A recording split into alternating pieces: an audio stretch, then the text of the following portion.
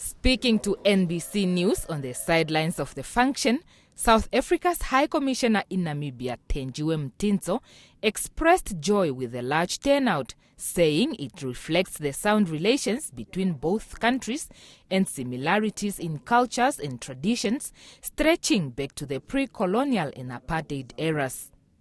Mtintso says Namibia and South Africa have signed at least 18 memoranda of understanding and agreements on issues pertaining a plethora of sectors, including women and youth empowerment.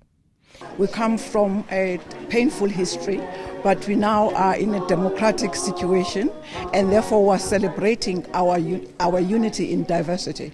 You will remember that the Namibians themselves have got certain groups that are similar to those in South Africa, and therefore today we're celebrating that heritage. But we're also celebrating the women, because both the women of Namibia and the women of South Africa fought for this liberation, but they still continue to fight against some kind of oppression as well as patriarchy. Meanwhile, South Africa's Deputy Minister of International Relations and Cooperation, Alvin Botha, emphasized the need for non-state actors such as non-governmental organizations and the private sector to join such platforms. Botha, a seasoned politician in the African National Congress, says Namibia remains a pivotal partner in trade relations to South Africa and the broader Africa, saying he feels deep gratitude for the growing levels of trade across the continent following the ratification of the African Continental Free Trade Area.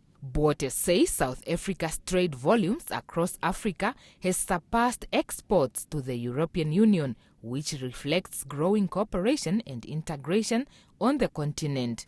Our relationship was fermented during the anti-apartheid struggle, and I think during now the times of democracy, economic diplomacy, we look at how to help each other grow our economies, create more jobs, the issues of skills equilibrium for our young people, and the issues of gender emancipation and the emancipation of women, I think is pivotal. So this is an enhancement as it relates to cultural diplomacy is concerned.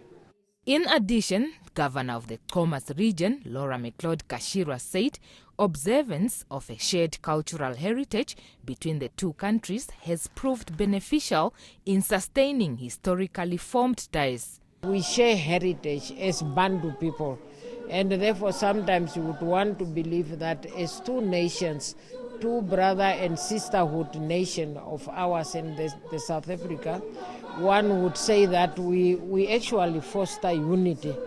And we are, in a way, we are also one people. We have got families this side from South Africa and as well as family on the other side of South Africa.